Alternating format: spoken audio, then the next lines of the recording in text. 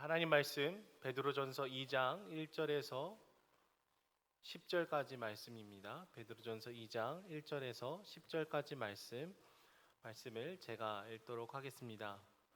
그러므로 모든 악독과 모든 기만과 외식과 시기와 모든 비방하는 말을 버리고 가난 아기들 같이 순전하고 신령한 젖을 사모하라.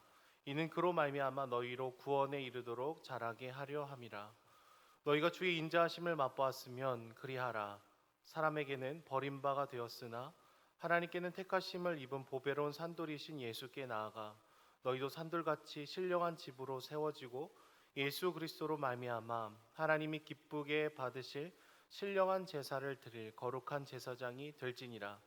성경에 기록되었을 때 보라, 내가 택한 보배로운 모퉁이 돌을 시온에 두노니 그를 믿는 자는 부끄러움을 당하지 아니하리라 하였으니, 그러므로 믿는 너희에게는 보배이나 믿지 아니하는 자에게는 건축자들이 버린 그 돌이 모퉁이의 머릿돌이 되고 또한 부딪히는 돌과 걸려 넘어지게 하는 바위가 되었다 하였느니라. 그들이 말씀을 순종하지 아니하므로 넘어지나니 이는 그들을 이렇게 정하신 것이라. 그러나 너희는 택하신 족속이요 왕같은 제사장들이요 거룩한 나라요 그의 소유가 된 백성이니 이는 너희를 어두운 데서 불러내어 그의 기이한 빛에 들어가게 하신 이의 아름다운 덕을 선포하게 하려 하심이라. 너희가 전에는 백성이 아니더니 이제는 하나님의 백성이요 전에는 긍휼을 얻지 못하였더니 이제는 긍휼을 얻은 자니라. 아멘. 저희 집에 있는 그 새 아이 1호, 2호, 3호를 이렇게 키우다 보면은 제가 어렸을 때 갖고 놀던 장난감을 요새 애기들도 갖고 노는구나라는 것을 이제 보고 놀라곤 합니다. 지금 저희 아이들에게도 그렇듯이 어렸을 때 이 장난감들은요, 어린 시절에 저에게도 이렇게 기쁨을 가져다 주었습니다. 하지만 새 아이의 아빠가 된 지금 저는 그 장난감을 가지고 놀고 싶다. 그래서 저희 아이들과 이렇게 막 싸우거나 그러지는 않죠. 나이가 들어가면서 또 아이들이 갖고 노는 그 장난감이 주는 기쁨은 저한테 굉장히 시시해져 버리게 된 것이죠. 더 큰 기쁨과 재미를 맛보게 되면은 그 이전에 누리던 기쁨들이 이렇게 시시해지게 되는 것 같습니다. 오늘 말씀 본문의 바로 앞을 보시면은 풀은 마르고 꽃은 시드나 하나님의 말씀은 영원하다라는 말씀이 나옵니다. 그리고 베드로전서 2장 1절은 그러므로라는 단어로 오늘 2장을 시작을 하고 있죠.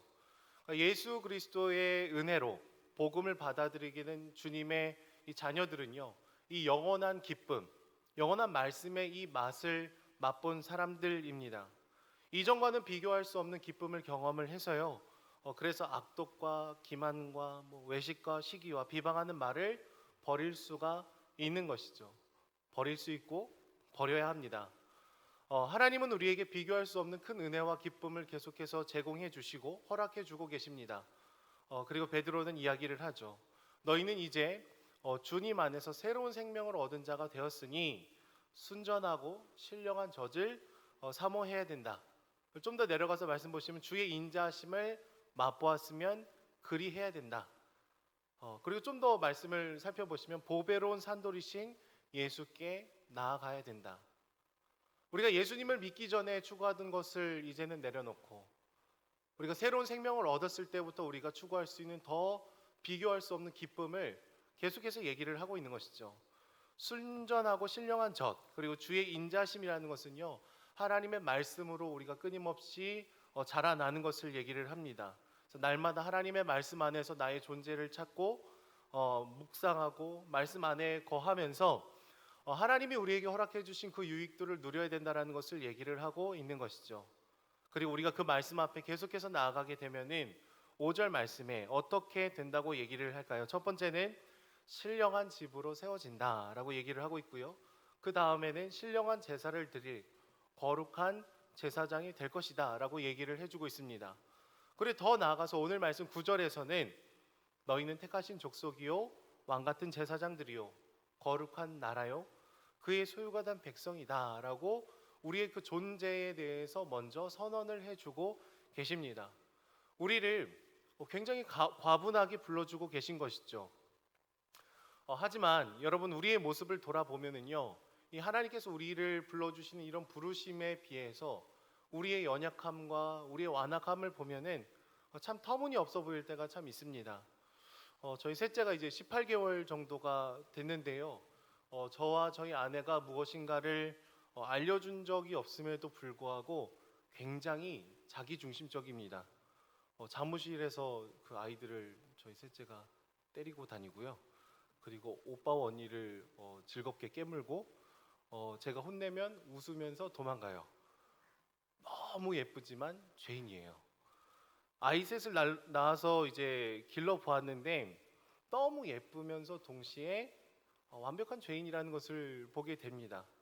여러분, 우리는 그런 존재죠. 태어날 때부터 자기 중심적인 존재, 하나님을 인정하기 싫어하는 존재, 내가 왕이 되고 싶어하는 존재인 것 같습니다. 그래서 오늘 말씀에서 하나님께서는요, 건축자들이 버린 그 돌, 우리를 구원하기 위해서 이 땅에 찾아오셨음에도 불구하고 정죄하고 십자가에 못 박혀 죽인 예수 그리스도께서 살아있는 돌이 되어주신다. 그리고 우리 구원의 기초가 되어주시는 머릿돌이 되어주셨다라고 얘기를 해주십니다. 여러분, 우리는 이 본문을 볼 때 그래 그랬지, 이스라엘 종교 지도자들은 예수님이 오신 것을 잘 못 알아보고 그냥 십자가에 죽였지, 그 버린 돌로 만들었지라고 저희는 굉장히 쉽게 평가하고 넘어갈 수 있지만 이 말씀을 깊이 묵상해 보면 우리의 모습도 그럴 때가 많다라는 것을 보게 되는 것 같습니다. 그냥 이스라엘 종교 지도자들이 그냥 그랬구나, 예수님을 못 알아봤구나, 그냥 그분을 죽였구나, 그분을 버렸구나, 뭐 이 정도 생각하는 게 아니라 온전한 하나님의 말씀을 다 알았음에도 불구하고 우리 삶의 머릿돌이 되어주시는 그분을 우리가 얼마나 자주 빼어버리는지 모릅니다. 이스라엘 백성들은 말씀이 온전히 다 전해지지 않아서, 온전한 성경을 읽지 못해서 예수님의 오심을 몰랐을 수 있겠으나 우리는 아니죠. 구약부터 신약까지 예수님을 어떻게 얘기하고 어떻게 성취되고 어떤 일이 일어났는지, 그리고 어떤 일을 앞으로 이루실지에 대해서도 저희는 알고 듣고 보고 기대하고 기도하고 있습니다. 그런데 우리는 때로는 저도 머릿돌이 되어주시는 그분은 날마다 매 순간마다 빼어버릴 때가 있는 것이죠. 예수님이 나를 위해서 어떤 일을 행하셨는지 다 알고 머리로는 다 이해를 하고 있습니다. 그런데 그분을 우리 삶의 기초로, 머릿돌로 여기지 않고 스스로가 추구하는 무엇인가를 우리의 그 집에 기초돌로 삼을 때가 너무나 많습니다. 그분을 중심으로 우리의 삶을 매 순간 재편성하지 않으면 우리는 우리가 지은 죄로 인해서 부딪히게 됩니다. 넘어지게 되는 것이죠. 물고기가 물 밖에 나가면 죽을 수밖에 없듯이 주님만을 우리 인생의 주인으로 모시지 않으면 우리 영혼은 넘어질 수밖에 없습니다. 그래서 8절 말씀처럼 이는 우리들을 이렇게 정하셨기 때문이다, 이런 표현을 쓰고 있어요. 저도 이제 목사로 살아가면서 얼마나 저의 힘과 저의 능력으로 무엇인가를 이루며 나아가고 싶어 하는지 잘 모르겠습니다. 괜찮은 목회자가 되고 싶고 더 열심으로 무엇인가를 이루고 싶은 그런 마음들이 불쑥불쑥 들어올 때가 있는 것 같습니다. 하지만 갓난 아이들은 어떨까요? 갓난 아이들은 첫 번째로 자기 인식이 분명합니다.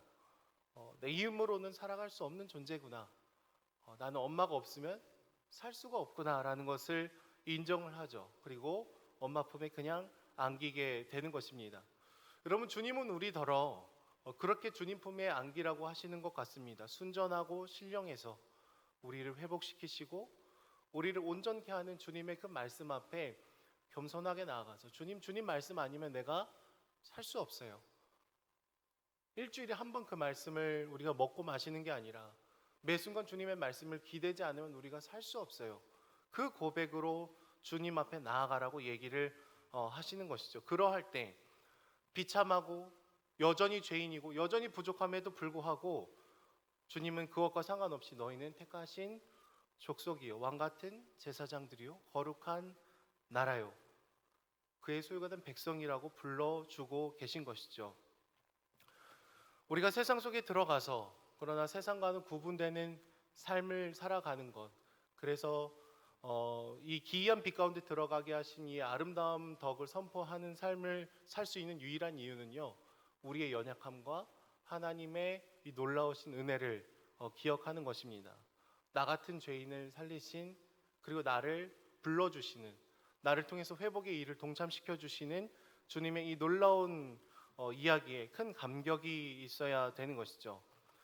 최근에 페이스북을 통해서 제가 10년 전에 이게 방글라데시 다카라는 도시에서 만났던 한 선교사님의 글을 보았습니다.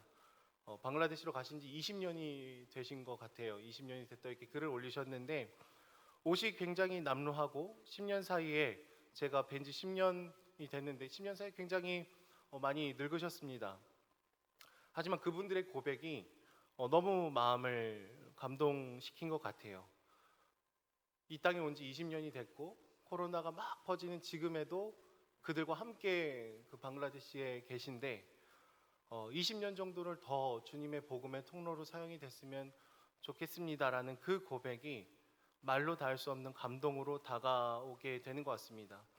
여러분, 예수님을 믿기 전에 우리는 무엇을 더 소유할 수 있는가, 무엇을 이룰 수 있는가, 나를 어떻게 증명할 수 있는가로 우리를 평가하고 남을 평가했더라면, 예수님을 믿고 난 우리는 이전과 비교할 수 없는 삶의 기쁨으로 나아가야 될 줄로 믿습니다. 무엇보다 이 새벽 주님의 그 은혜 앞에 깊이 잠기는 이 하루가 되기를 소망합니다. 전에는 백성이라 부를 수 없었던 우리를 백성이라 불러주시고, 여전히 내 아들이요 딸이라 불러주시는 주님의 그 풍성한 은혜가 우리 안에 오늘도 경험이 되기를 소망합니다.